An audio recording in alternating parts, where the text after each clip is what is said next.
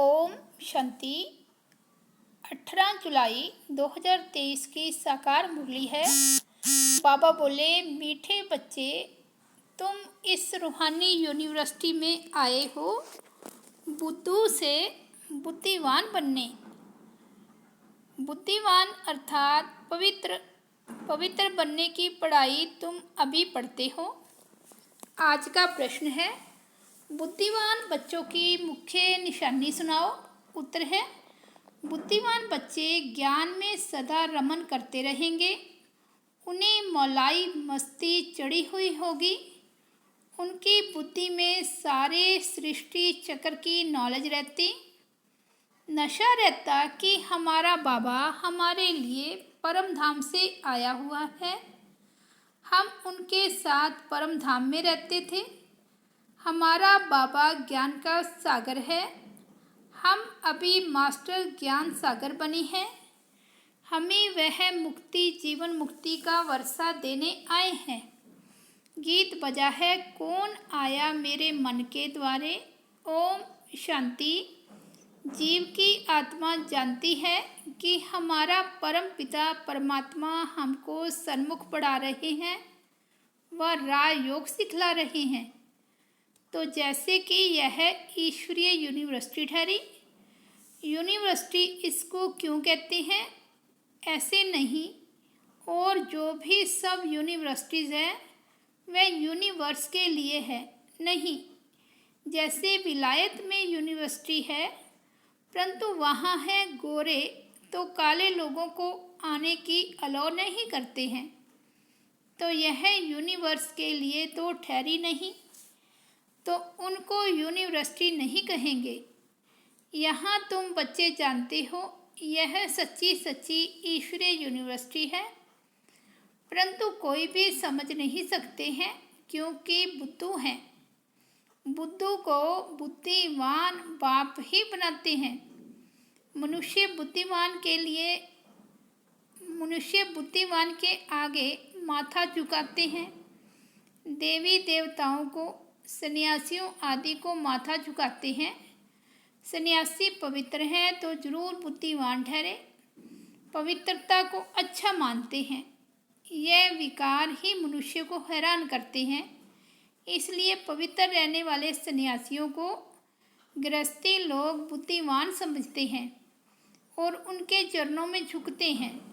बस सन्यासी लिबास देखा और झट माथा झुकाएंगे।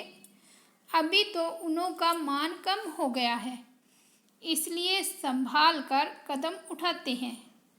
आगे तो सन्यासियों को देख झट ऑफर करते थे, स्वामी जी हमारे घर पर चलो, अभी तो टू मच हो गए हैं और तमो प्रधान बन पड़े हैं। इसलिए जो बहुत नामी ग्रामी है उनका ही मान होता है। बड़े आदमी भी उनको माथा झुकाते हैं। क्यों? पढ़े लिखे तो सन्यासियों से भी जास्ती हैं, परंतु वे पवित्र हैं, सन्यास किया है, इसलिए बुद्धिमान माने जाते हैं। अभी तुम बुद्धिमान बनते हो। तुम अभी रचयिता और रचना के आदि मध्य अंत को जानते हो, परंतु तुम्हारे में भी सभी को इतना नशा नहीं है। नशा चढ़ने में भी टाइम बहुत लगता है। पूरा नशा तो अंत में ही रहता है। अभी जितना तुम पुरुषार्थ करते हो उतना नशा चढ़ता जाता है। निरंतर यह याद रखना चाहिए, हम आत्माओं का बाप परमात्मा आया हुआ है, हमको पढ़ा रहे हैं विश्व का मालिक बनाने। तो पुरुषार्थ करने की शुभ चिंता होनी चाहिए। अभी सभी को वह चिंता नहीं रहती। यहाँ सुनते समय नशा चढ़ा, यहाँ से बाहर निकला और खेल खलास नंबरवार है ना। हम आत्माओं का बाप आया है, हम उनके पास परम धाम में रहते थे, ऐसे और कोई नहीं समझते हैं। साधु सन्यासी आदि पवित्र हैं, तुम्हारे में भी नंबरवार हैं। सभी को यह निश्चय नहीं बैठा है कि हमारा परम पिता परमात्मा ज्ञान का सागर है, जीवन मुक्ति दाता है जो हमको स्वर्ग का मालिक बनाते हैं। यहाँ से पाप बाहर निकाला और वह खुशी गुम हो जाती है। नहीं तो तुम बच्चों को कितनी खुशी रहनी चाहिए। मैंने भी इस तन का आधार लिया है, नहीं तो राजयोग कैसे सिखाऊं। मुझे अपना शरीर नहीं है। मंदिरों में देखेंगे तो सबको अपना शरीर है। मैं तो अशरीरी हूँ और सभी को आकारी व सकारी शरीर मिला हुआ है। मेरा शरीर नहीं है। सोमनाथ का मंदिर है अथवा शिव के मंदिर में जहाँ भी जाओ वहाँ निराकारी रूप है।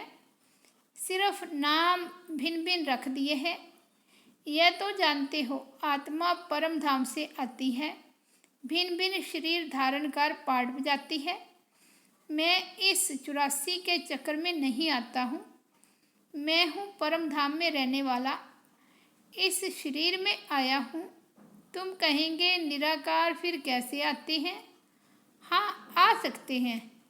तुम लोग पितर खिलाते हो तो आत्मा आती है ना, शरीर तो नहीं आता। आत्मा प्रवेश करती है। समझते हैं आत्मा दूसरे शरीर में प्रवेश करती है। कोई तो भूत की आत्माएं बहुत चंचल होती है, पत्थर आदि मारती है। आत्मा शरीर में आती है तब कुछ कर सकती है, उसे घोस्ट कहते हैं। अशुद्ध आत्माएं भी प्रवेश करती हैं। तुम बच्चों को अनुभव है कि कैसे अशुद्ध आत्माएं भटकती हैं। जब तक उनको अपना शरीर मिले शुद्ध आत्माएं भी आती हैं। यह भी ड्रामा में नूद है। जो कुछ पास हुआ ड्रामा का खेल है। बाप समझाते हैं मैं आकर साधारण बूढ़े तन में प्रवेश करता हूँ। जरूर अनुभवी का शरीर चाहिए ना। ब्रह्मा का नाम मशहूर है, ब्रह्मा की राय भी मशहूर है। ब्रह्मा को फिर कहाँ से राय मिली। ब्रह्मा है शिव बाबा का बच्चा, तो उनकी है श्रीमत, तो जरूर मुख्य श्रीमत ब्रह्मा की होनी चाहिए, जिसमें बाप प्रवेश करते हैं। भारतवासी इन बातों को नहीं जानते। वे तो समझते हैं सब एक ही एक हैं। श्री कृष्ण शिव आदि सब एक ही हैं। श्री कृष्ण को महात्मा जोगेश्वर कहते हैं, परंतु क्यों कहते हैं ये तो समझते नहीं। श्री कृष्ण की आत्मा अभी ईश्वर द्वारा योग सीख योगेश्वर बन रही है। कितना गुप्त राज है। मनुष्य तो कह देते परमात्मा नाम रूप से न्यारा है, उनका शरीर है नहीं। परंतु तुम तो कहती हो सोमनाथ का मंदिर शिव के अवतरण का यादगार है। जरूर कल पहले शिव बाबा आया हुआ था और अब आया हुआ है। फिर द्वापर में उनकी भक्ति शुरू होती है। शिवरात्रि मनाते हैं। बाप बैठ समझाते हैं तुम आत्माएं परम धाम से आई हो पाठ बजाने। आत्मा अविनाशी है, इसमें 84 जन्मों का पाठ भरा हुआ है। जैसे बाप पुराने शरीर में आए हैं वैसे तुम भी पुराने शरीर में हो। बाबा इस पुराने शरीर से लिबरेट कर नया देते हैं। युक्ति बतलाते हैं कि कौड़ी तुल्य से हीरे तुल्य कैसे बनो। गाते भी हैं माशुक एक। बाप कहते हैं मैं परम धाम का रहवासी हूँ, तुम भी परम धाम में रहने वाले हो। मैं पुराने ते पुराने शरीर में आया हूँ। तुम्हारा भी 84 जन्मों के अंत का यह पतित तन है। तुम भी अपने को आत्मा समझो। हमने 84 जन्म भोग पूरे किए हैं। अभी फिर नई दुनिया में हमको नया शरीर मिलेगा, तो कितनी खुशी में रहना चाहिए। नंबरवार हैं, कोई तो बिल्कुल ही डल हेड है। माया ने बिल्कुल ही पत्थर बुद्धि बना दिया है।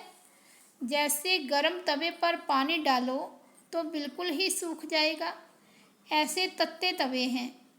अरे तुम अपने को सिर्फ आत्मा बाप की संतान समझो। वे भी नहीं समझते। अगर समझते तो आश्चर्यवंत भगंती क्यों हो जाते। माया बड़ी ज़बरदस्त है। कोई गफलत की और माया थप्पड़ मार देगी। अरे बाबा आया है वर्षा देने, फिर भी तुम भिखारी बनते हो। बड़ा जबरदस्त थप्पड़ लगाती है। बाप तो थप्पड़ नहीं मारेंगे, माया थप्पड़ मुंह फेर देती है। ऐसे बहुत माया के थप्पड़ खाते रहते हैं। माया भी कहती है तुम बाप को याद नहीं करते हो तो मैं मारती हूँ। माया को हुक्म मिला है बुद्धिहीन को बुद्धिवान बनाना, तो क्यों नहीं सर्विस करते हो? क्या अब तक माया के मोचरे खाते रहना है? बहुत मोचरा खाती रहती हैं। कोई को क्रोध का, कोई को मुंहों का मोचरा। बाप कहते हैं तुम सब कुछ सरेंडर कर ट्रस्टी हो रहो। विकार भी दान में दे दिया, फिर काम में क्यों लगते हो? विकारों का तो कोई रूप नहीं है। धन के लिए कहेंगे ट्रस्टी हो रहो। भल काम में लगाना, परंतु बहुत संभाल से, बाप की श्रीमत से। पैसे से कोई ऐसा विकर्म नहीं करना, नहीं तो उनका बोझा सारा तुम्हारे सिर पर चढ़ेगा। माया बड़ी तमो प्रधान है, वह भी जानती है। यह बाप को ठीक रीति याद नहीं करते हैं, इसलिए मारो इनको घूसा। माया कहती है अगर बाप और वर्षे को याद नहीं करेंगे तो मैं थप्पड़ मार दूंगी। बहुत बच्चे लिखते भी हैं बाबा माया ने थप्पड़ मार दिया। बाबा भी लिखते हैं हाँ बच्चे, माया को हुक्म मिला हुआ है खूब थप्पड़ मारो, क्योंकि तुम मेरा बनते नहीं हो। तुमको सदा सुखी बनाने आया हूँ तो भी तुम बच्चे याद नहीं करते हो। है भी बहुत बड़ा सहज, परंतु टाइम लगता है। नहीं तो बाप और वर्षे को याद कर खुशी का पारा चढ़ जाना चाहिए। आखिर में याद करते करते झुझकी हिचकी आए, बस हम बाबा के पास चला जाता हूँ, फिर आ जाऊँगा स्वर्ग में, एकदम जैसे मौलाई बन चले जाएंगे। अच्छा, यह तो कोई नहीं जानते हैं आत्मा आशिक है परम पिता परमात्मा की। सच्चे सच्चे आशिक तुम हो। आधा कल्प तुम आशिक बन माशूक को खूब याद करते हो, परंतु यह जानते नहीं कि आत्मा परमात्मा पर आशिक होती है। वे तो कह देते आत्मा सो परमात्मा, परमात्मा सो आत्मा। यहाँ तो बहुत फर्क है। तुम जानते हो परमात्मा है माशूक, वे पवित्र सोल हमको कितना खूबसूरत बनाते हैं। हम आत्मा गंदी बनने से जेवर भी गंदे बन पड़े हैं। बाबा आए हैं फिर गोरा बनाने, फिर शरीर भी गोल्डन एज मिलेगा। खाद सोने में डालते हैं ना। अब देखो यह मंदिर है आदि देव का, उनका नाम कोई ने महावीर रख दिया है। अर्थ कुछ नहीं जानते। हनुमान को भी महावीर कह देते हैं। अब कहाँ हनुमान, कहाँ फिर आदिदेव को भी महावीर कह देते। जैनी महाराज मुनि ने जो कुछ कहा वह चल पड़ा। आजकल तो रीति सीति भी बहुत हो पड़ी है। यह बाबा सबको जानते हैं, बहुत मेहनत करते हैं, हाथ से केसर निकालते हैं। मनुष्य समझते हैं बस कमाल है, झट फॉलोअर्स बन जाते हैं। रीति सीति वालों के तो ढेर फॉलोअर्स हैं। यहाँ तो वह बात नहीं है। बाबा कहते हैं मैं 5000 वर्ष पहले मुआफिक आया हूँ, ऐसे कोई कह ना सके। बच्चे कहते हैं बाबा 5000 वर्ष पहले हम आए थे, आपसे स्वर्ग का वर्षा पाया था, अब फिर परमपिता परमात्मा शिव के बच्चे आकर बने हैं इस ब्रह्मा द्वारा। दुनिया है कलयुग में, कलयुग में ब्राह्मण कहाँ से आए? ब्राह्मण तो संगम पर जाइए, पैर और चोटी संगम हुआ ना। शूद्र और ब्राह्मणों का संगम, शूद्र से फिर ब्राह्मण बनते हैं। यह 84 का चक्कर तो कोई नहीं जानते। तुम जानते हो हम ब्राह्मण हैं, ब्रह्मा की औलाद प्रैक्टिकल में बने हैं। उन ब्राह्मणों को तुम कह सकते हो, तुम ब्राह्मण अपने को ब्रह्मा की औलाद कहलाते हो। अच्छा, ब्रह्मा का बाप कौन है बता नहीं सकेंगे। डिब्बी में ठिकरी, बस हम ब्राह्मण ही भगवान हैं, तुम सब भगत थे। अब कहते हो हम लक्ष्मी को वरने लायक बन रहे हैं, इसमें पुरुषार्थ चलता है। समझो हम परम धाम से आए हैं, अभी बाबा फिर वापस ले जाने लिए आए हैं। हम भी ब्रह्मांड के मालिक हैं, बाबा भी पुराने तन में आया है, हम भी पुराने तन में हैं। बाप कहते हैं हमको भी पुराना तन लेना पड़ता है। अब मुझ बाप को याद करो तो विकर्म विनाश होंगे। टाइम भी देते हैं, पांडव गवर्नमेंट की सर्विस कम से कम 8 घंटा होनी चाहिए। राजयोग सिखलाना है, शंख ध्वनि करनी है। तुम श्रीमत से भारत को खास और दुनिया को आम स्वर्ग बनाते हो। स्वर्ग में सिर्फ तुम आते हो और धर्म वाले नहीं आते। ब्राह्मण, देवता, क्षत्रिय, वैश्य, शूद्र, इसको विराट स्वरूप कहा जाता है। एक विराट रूप का भी चित्र बनाना चाहिए जो मनुष्यों को सहज समझ में आए। विष्णु को विराट स्वरूप में ले आए हैं, चित्र तो जरूर चाहिए ना। स्कूल में भी चित्र रखते हैं ना, नहीं तो बच्चा क्या जाने हाथी क्या होता है। चित्रों पर दिखाते हैं तो यह भी 4 युग हैं, अब कलयुग है, जरूर चक्कर फिरेगा। ब्राह्मण तो संगम पर होते हैं, बाकी है जिस्मानी ब्राह्मण पंडे, वह ब्रह्मा मुख वंशावली नहीं है। ब्रह्मा मुख वंशावली को तो दादे से वर्षा मिलता है, उन ब्राह्मणों को वर्षा कहाँ मिलता। इन बातों को तो तुम्हारे में भी नंबर 1 समझ सकते हैं। अच्छा, मीठे मीठे सिकिलते बच्चों प्रति माता पिता बाप दादा का याद प्यार और गुड मॉर्निंग। रूहानी बाप की रूहानी बच्चों को नमस्ते। हम रूहानी बच्चों की रूहानी बाप दादा को याद प्यार, गुड मॉर्निंग और नमस्ते। धारणा के लिए मुख्य सार। फर्स्ट पॉइंट है बुद्धि से सब कुछ सरेंडर कर ट्रस्टी हो रहना है। बहुत संभाल से श्रीमत प्रमाण हर कार्य करना है। सेकंड पॉइंट है बाबा और वर्षे को याद कर अपार खुशी का अनुभव करना है। बाबा की याद में मलाई मन बन जाना है, सच्चा आशिक बनना है। वरदान है समाने और समेटने की शक्ति द्वारा एकाग्रता का अनुभव करने वाले सार स्वरूप भव। देह के संबंधों व पदार्थों का बहुत बड़ा विस्तार है। सभी प्रकार के विस्तार को सार रूप में लाने के लिए समाने व समेटने की शक्ति चाहिए। सर्व प्रकार के विस्तार को एक बिंदु में समा दो। मैं भी बिंदु, बाप भी बिंदु, एक बाप बिंदु में सारा संसार समाया हुआ है। तो बिंदु रूप अर्थात सार स्वरूप बनना माना एकाग्र होना।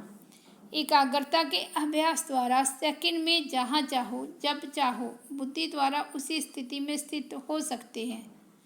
स्लोगन है जो सदा रूहानियत की स्थिति में रहते हैं वही रूहानी गुलाब हैं। अच्छा, ओम शांति।